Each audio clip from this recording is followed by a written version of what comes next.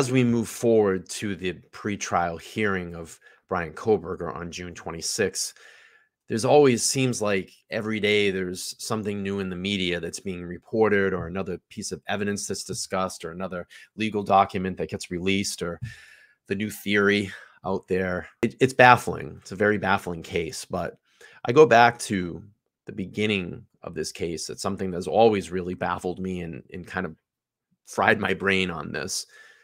As we know, there were 4 victims in this case. You have suspect Bryan Kohberger being accused of these 4 brutal murders of Kaylee, Xana, Ethan, and Maddie.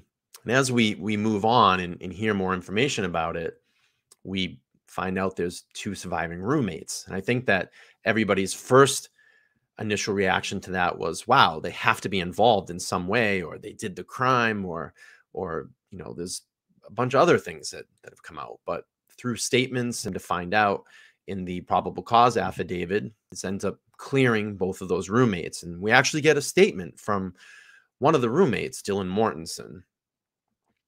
And I think the thing that's always really baffled me is the 8-hour delay time in calling 911. And I don't think it's always been baffled me. I think it's baffled everybody since the beginning of this case. I'm not buying it. There's something more there. There's something more, or there's something else that's going on. Now, the way that I look at this is we've heard multiple stories, multiple accounts of situations where people are under lesser stresses. They call 911. Someone gets in a car accident, family member falls ill, a child slips and falls. It's pretty simple stuff. Pick up the phone and call 911. Now, to some, Dylan Mortensen is a victim, and a lot of people say that we should just leave her alone.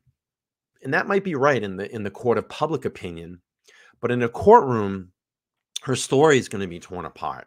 She's going to have to answer for a lot of questions if she decides to testify in this case. Some of the things that she's going to have to answer for is initially reported you were on the first floor, but that wasn't true, and you're basically on the second floor. You come out multiple times after hearing commotion, telling your roommates to shut the fuck up. You watch a person walk by you clad in black with a black face mask, bushy eyebrows, and just walks past you. You go in your room because you're in a frozen shock phase and don't decide to call 911 for 8 hours later. Now, there's been some speculation in the court of public opinion that law enforcement may have helped Dylan with her statement, because initially what was reported and then what was seen in the affidavit was 2 completely different stories.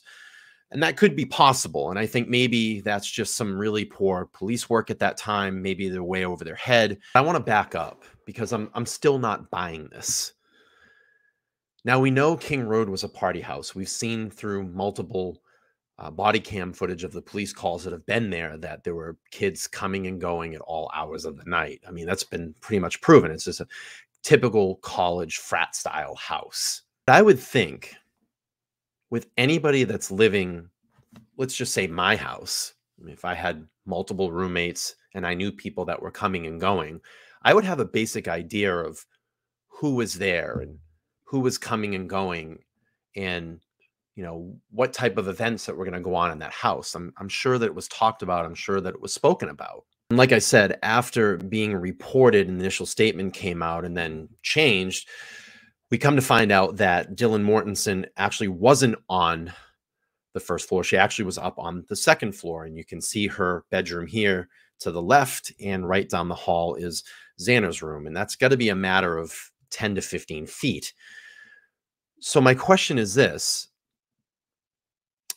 if you come out several times after loud commotion, I mean, commotion enough that you have to come out and tell your roommates to shut the fuck up, you're trying to sleep, and the noise is so loud and the commotion is so loud that it gets picked up on a webcam audio that is in the next neighbor's house. Audio is picked up of whimpering, crying, a loud thud, a dog barking. And then as you come out of your room, the final time to see what happens, you see someone walking towards you, clad in black, with a mask on, someone that you've never recognized in the house before, bushy eyebrows, and walks past you out that sliding glass door. You go back in your room, all is quiet, there's no more commotion, there's no more loud thuds, there's no more person walking past you, and you decide just to go to bed and call 911 8 hours later. Why wouldn't you in that situation check on your housemates? Why wouldn't you in that situation walk out your door and just to check on someone? And we even know there's been reports by one of the responding officers that Ethan's body was laying just steps away from Dylan Mortenson's room. If she would have just stepped out, turned the corner, she probably would have seen the body. Now we have to think about this because there's been some speculation out there in the media, and a lot of people are talking and they're thinking maybe this ID, this dubbed smoking ID that was found at Bryan Kohberger's parents' house during this search warrant, that this possibly could be Dylan Mortenson's ID. And you have to think, did Bryan Kohberger and Dylan Mortenson have a conversation? Did Bryan Kohberger threaten her on the way out, took her ID and said, I know who you are.